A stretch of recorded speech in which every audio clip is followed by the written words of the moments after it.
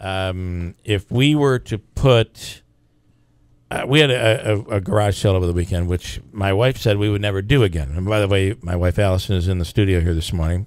Manaski's out and off for the week. And you said you never do another garage sale. I said I would never do another one. And look at what we did.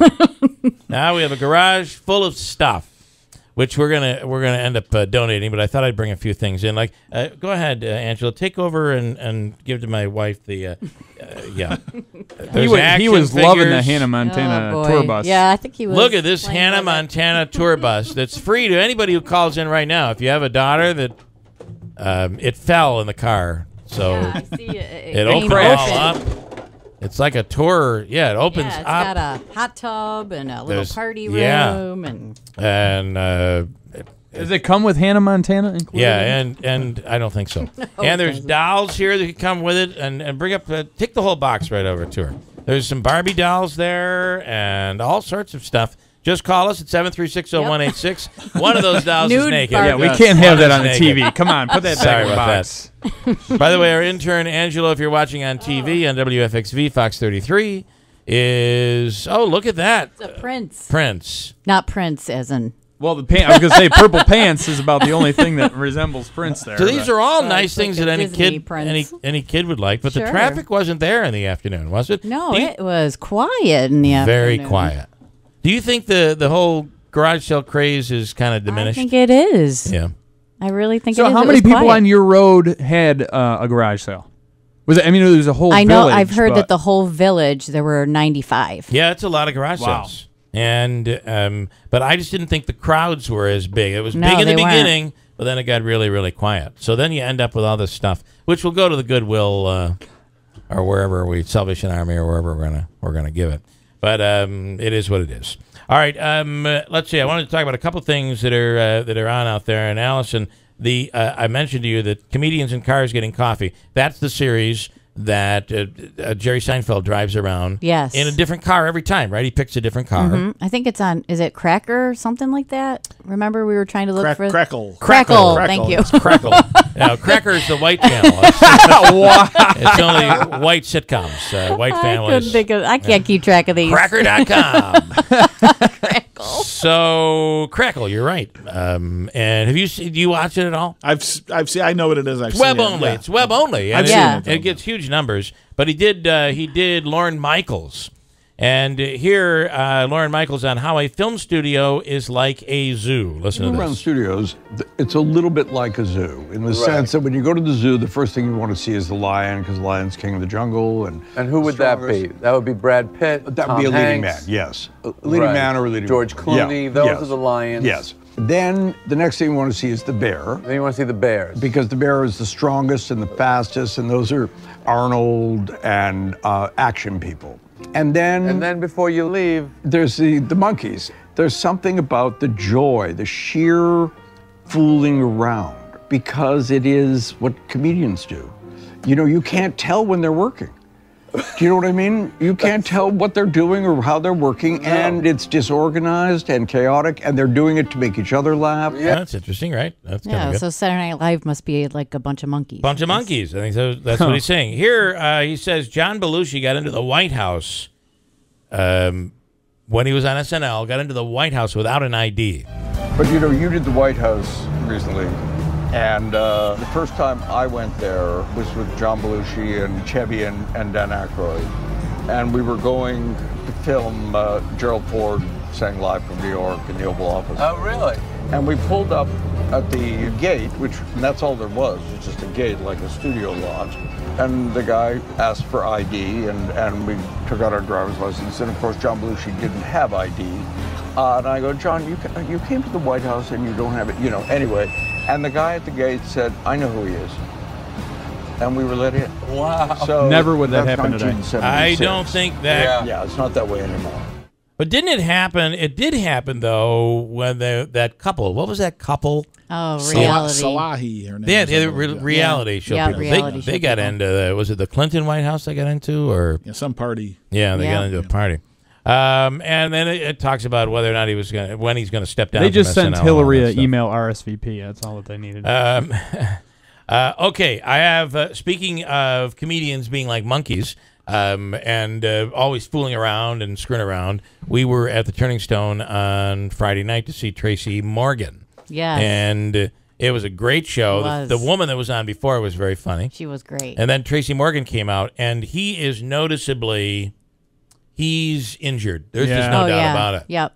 Unbelievably funny. Mm-hmm. Very funny. But at one point, I'll let you describe it. About the... This is how life goes with my wife and I, is I'll say, I'll let you describe it, and then she'll say two things, and I'll step in. Yes, yeah. And interrupt her. Are you talking about the coughing attack? Yeah. Yeah, he started just coughing, choking. He couldn't, it happens to everybody, but he really couldn't get out of it, and he ended up just walking off the stage just to clear his throat. They came out. And somebody came out just to entertain and kind of, cool things over a little bit. bit. It was the host, and he came out and said, This happens all the time. Yeah. And this is what we do when Tracey gets a little sick during the show. He was in a coma and everything. This was really injured badly. Oh yeah, and that's why I think I appreciated it so much, because there he was, and he has his notes, and he's literally following his notes. The notes. I mean, I've seen comedians like George Carlin, I think, had notes one time when we saw him. Sometimes George Carlin, though, what he would say is, "I'm trying out new material." So I'm gonna work from notes. Right. But this case, but he would just glance at them. The brain injury. Yeah, Tracey Morgan really looked at his notes. And I think the brain injury affected his memory in some cases. Yes. But I got to tell you, he was funny. Oh, he was funny. It was a funny show. Did you notice some difficulties with his? Are you saying in the sense of his delivery was a little delayed? I didn't think his delivery was bad at all. No, I thought it was pretty good considering. I mean, and they had there was a big chair that he sat. Yeah, he sat. He would stand. He noticeably limps. I mean, he was. But he talked about his injury and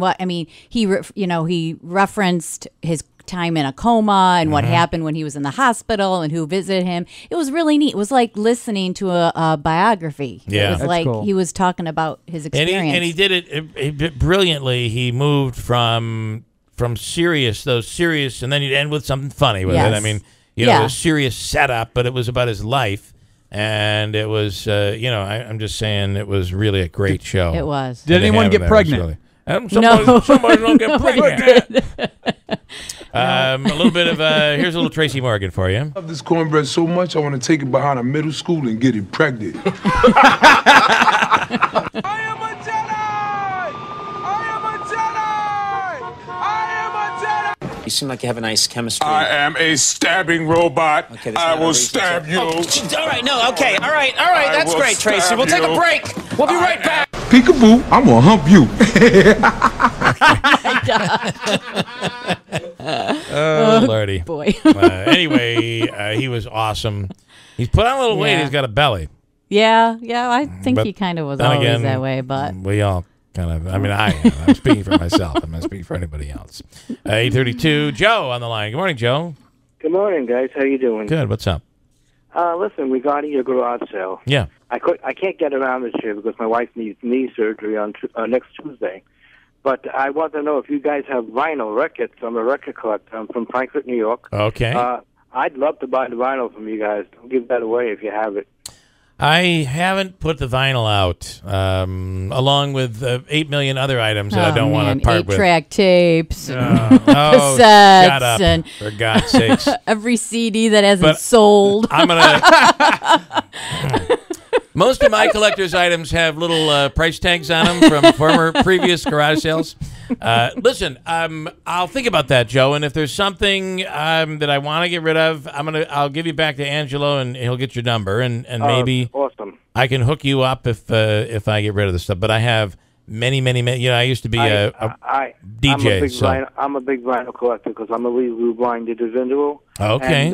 And that's the only thing I could really do. I can't get around much, but well, that's my enjoyment. So when you hear and this is true, I truly believe this is true. When you hear a vinyl record played for the first time, versus listening, if that's that first spin on that record, they say the quality is so much better than a compact disc. Well, it's supposed to be the best, I put on Fleetwood Mac, album, and I played it on the turntable. And then I put the CD of the same album in the CD player. You know that the first 10 seconds of the song on side 1 on that album was cut off the CD. It's not on the CD. Wow. Yeah, so when they reissue, sound is the best you could ever have. Yeah, I agree. Rondinelli. Yeah, I just bought a turntable like 2 years ago, and that's how I listened to it now. Buying new vinyl, listening to the old stuff. Yeah, it's coming back. It's coming back. And when they do the newer pressings now, especially with the jazz albums, because those are scarce, so they're doing re-releases. The pressings, they come on the 180 gram vinyl, which is the real thick vinyl. That sounds great.